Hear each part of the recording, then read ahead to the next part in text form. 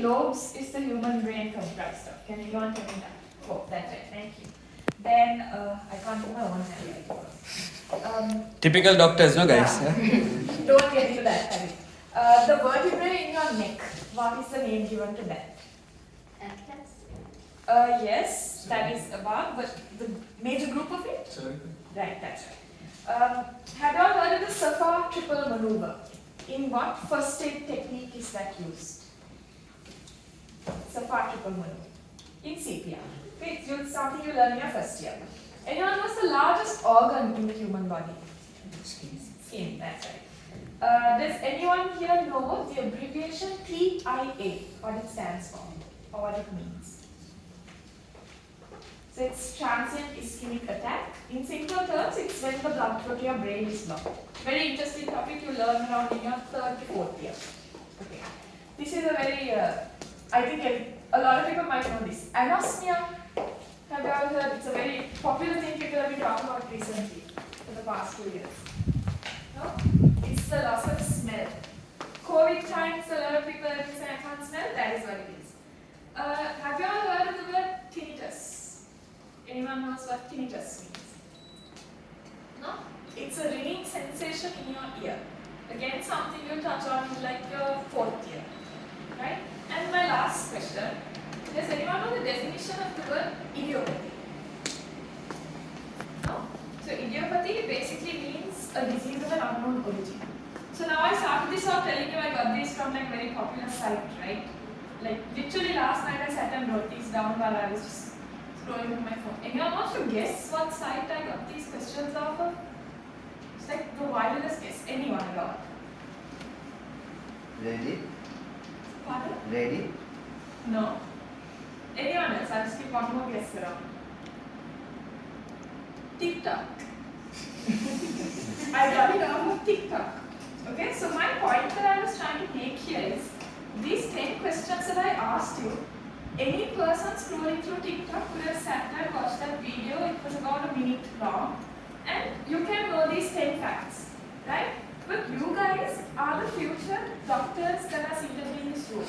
What is going to separate you from a person with a TikTok account? Not these facts, your clinical understanding. And that's something I wish I had understood much earlier on in my medical career, which is why I'm trying to tell you all this, right? So now I'm going to give you a small clinical scenario, right? So, can I get that marker? Just Is that permanent? no, it's not.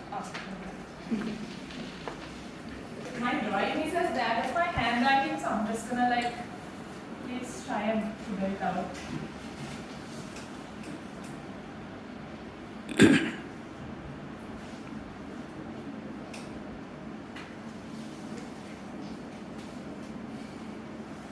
Alright, so again, something I just remembered in the morning and I figured it might be useful for you, right? So now, someone there answered, right? 4 lobes in the brain.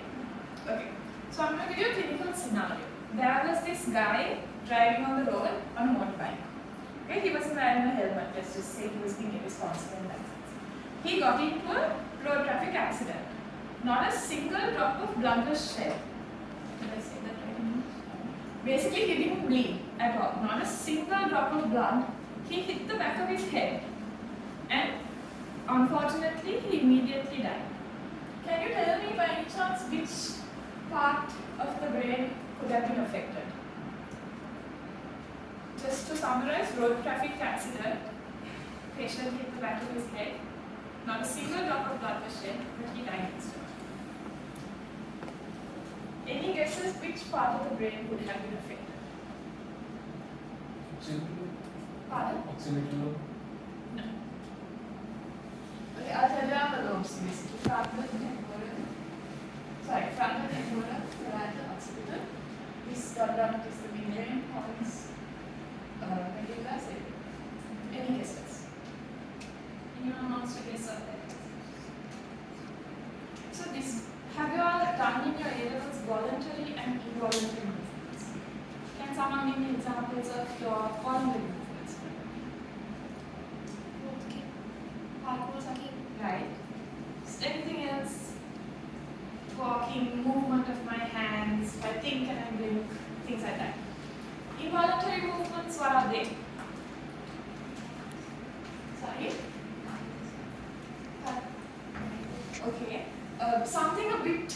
extremely vital, the most obvious one that you can do. Right? Breathe in and sorry, where did I come from? Your heart rate. Breathing, your heart are the two most vital involuntary movements I could think of when I asked you the question. So that is controlled by something called your medulla, or some people some science teachers pronounce it medulla. So what happened in this guy was he hit the back of his head. He had an injury to his medulla, and that immediately compromised and ceased his involuntary movements. He didn't have to shed a single drop of blood, but because his involuntary movements were compromised, he unfortunately passed. So what is the point I was trying to make clear here? How you are separated from an average student.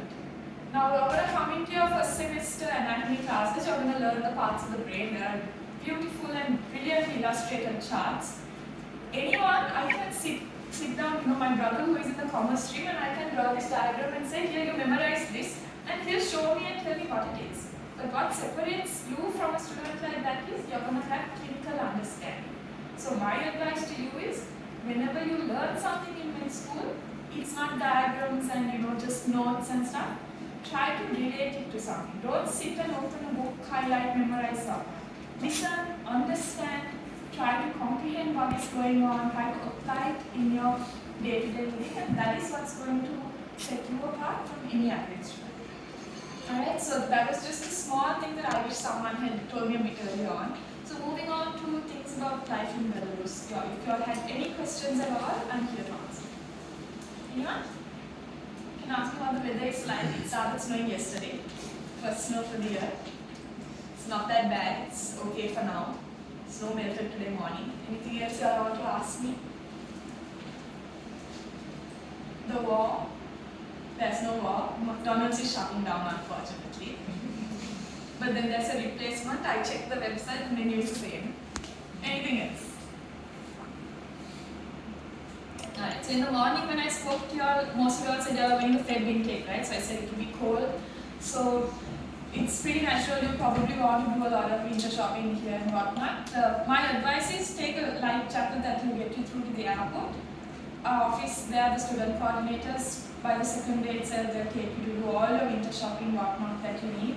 So get something from there that is, sturdier for the winter so that it's easier for you. I know winter is a bit harsh and Mama's not used to it after 6 years, but you manage if you have the right gear, the right clothing. In terms of books, if you are going to take anything, I would suggest taking the Netter's Atlas. And that's pretty much it that I would say take from now. But a lot of the textbooks are very, very costly now, so there are lots of sites online where you can download PDF versions, so always look for that first. Any other questions that you all might have? I don't want to take up too much time on that side. If you all have questions, and I can directly